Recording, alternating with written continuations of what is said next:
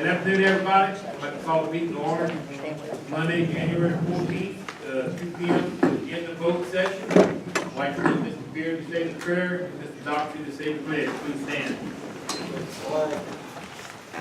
Allegiance to the flag of the United States of America and to the republic for which it stands, one nation under God, indivisible, with liberty and justice for all. Would you please join me in praying the Lord's Prayer? Our Father, who art in heaven, hallowed be thy name. Thy kingdom come, thy will be done, on earth as it is in heaven. Give us this day our daily bread, and forgive us our trespasses, as we forgive those who trespass against us. And lead us not into temptation, but deliver us from evil.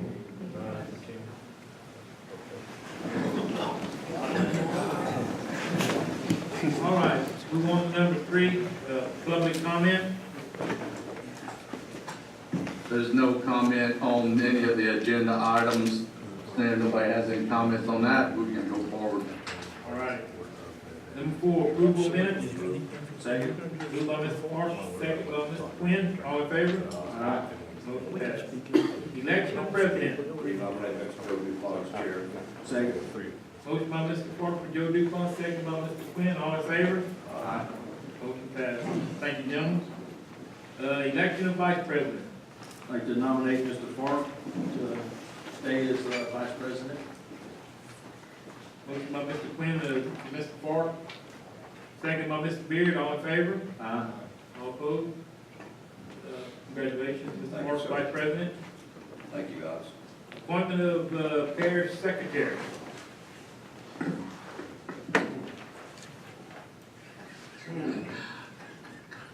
Currently, that is me. Oh, come on, guys. Y'all want to make a change? That's great.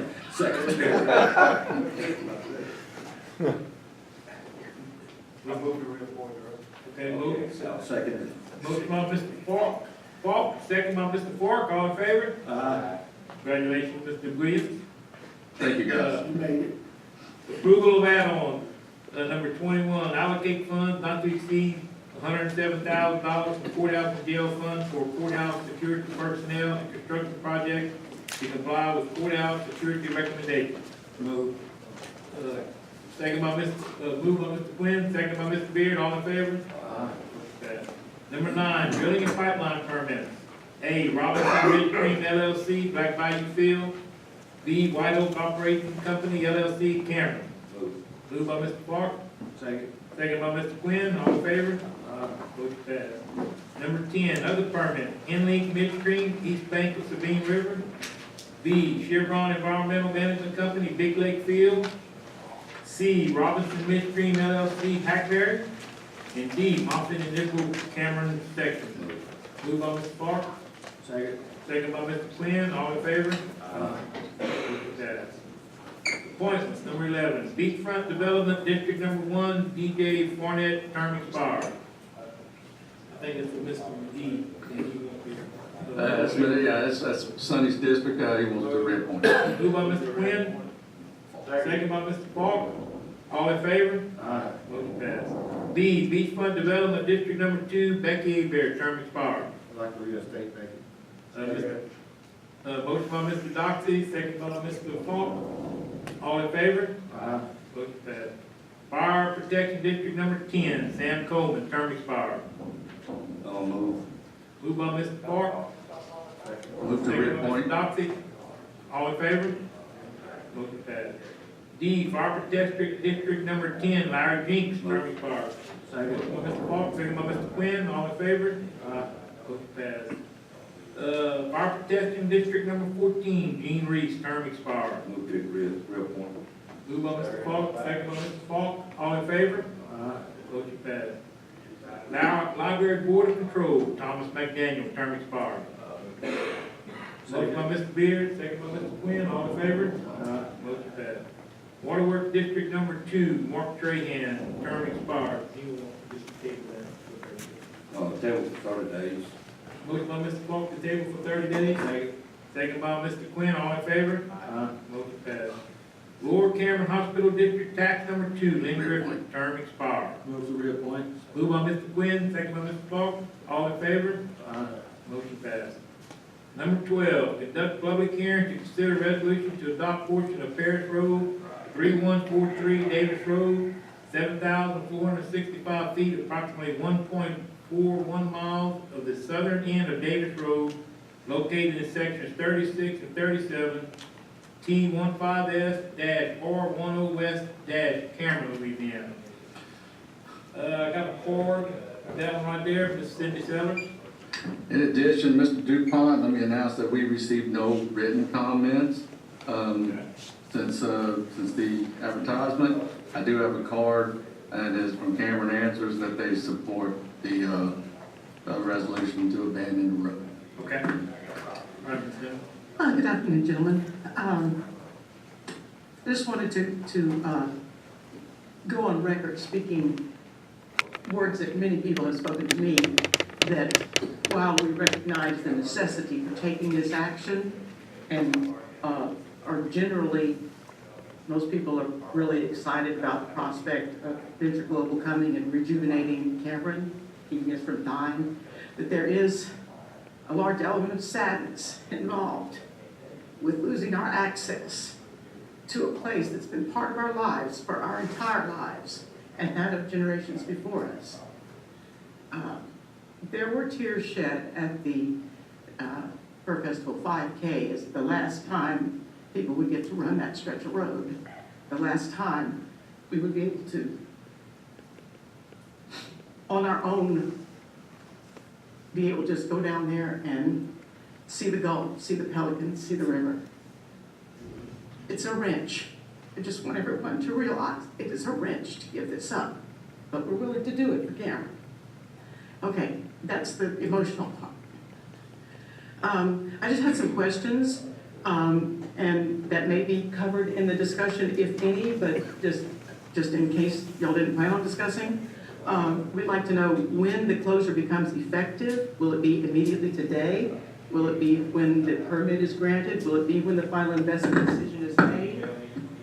Will it be pending those things? Because those things haven't happened yet, so we'd like that clarified.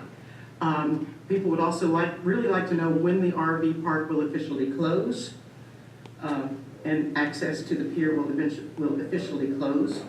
And after that, when will the dismantling of the facilities begin, and to what extent will the facilities that are there be dismantled? We really don't know, but no one knows what's going to be there at the end. We know that there will be access to the pier, but we don't know about the rest of the facility. It's been asked, will water and electricity still be provided to the pier for lighting and fish washing, fish cleaning? Because it would get really nasty if we don't have it. And of course, there's been a question about emergency communication. If someone is out there, once everything is started up again with the water taxi, if someone is out there and has a medical emergency, is there going to be any way to notify anyone that such thing exists? Will there be any sort of security personnel or anything? We don't know these things, and people would like to know these things. And I thank you for your attention.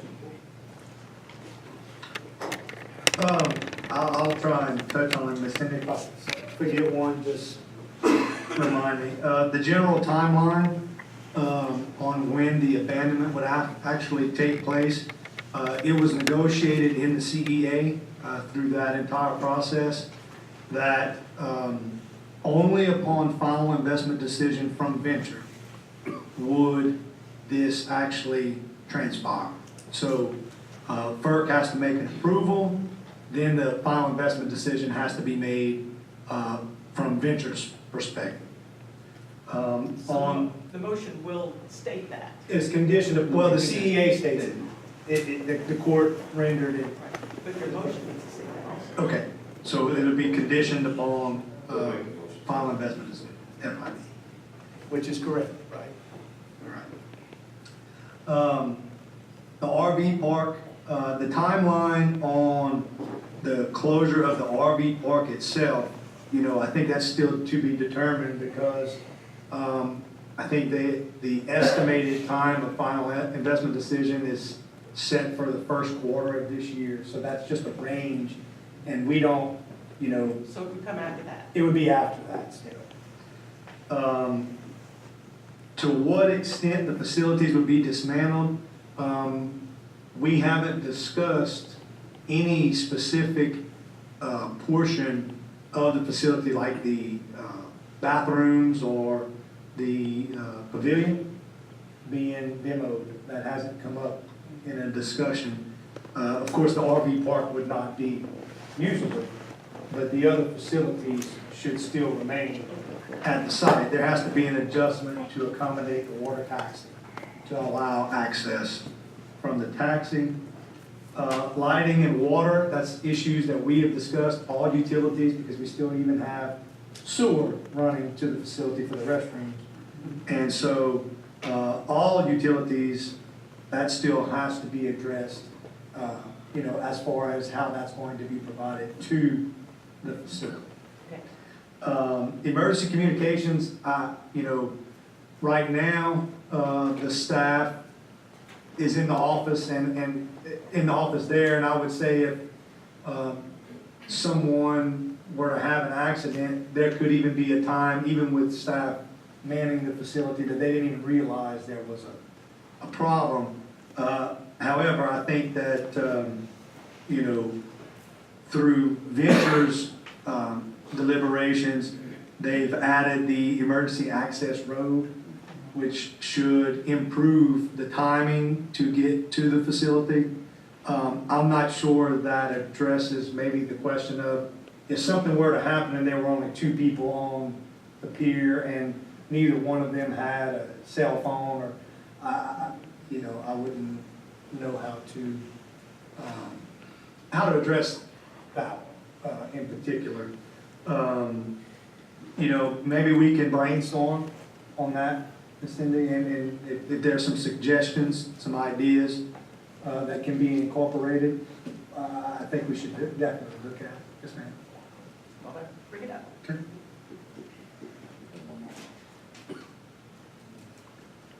I think some of these things will be worked out in the transition here. Don't you have another call? Yes, and that was announced, Cameron answers. They waived the opportunity to speak, but they support the resolution to abandon this portion of Davis Road. All right. Okay, Close the comment period, make a motion to close the comment period. Second. motion by Mr. Parker, close the comment period, second by Mr. Quinn, all in favor? Motion passed. Number 13, adopt resolution to abandon portion of Davis Road, 3143 Davis Road, 7,465 feet, approximately 1.41 miles of the southern end of Davis Road, located in sections 36 and 37, TS15S-R10W, Cameron, Louisiana. Make a motion to adopt the resolution, and then that motion with the CEA, according to the CEA's thing. Conditioned upon, Yeah, the condition. contingent upon final investment decision. Or the final, yes. Motion by Mr. Parker, second by Mr. Quinn, all in favor? Aye. Motion passed. Number 14, President authority to sign grant consultant contract for the Rockefeller Shoreline Protection Project number 12-PARA-3301 with Melville and Associates Incorporated. Move. Moved by Mr. Quinn, second by Mr. Doxey, all in favor? Aye. Motion passed. Number 14, Gerald, I'd like to read all in for you. President authority to sign resolution contract for legal service.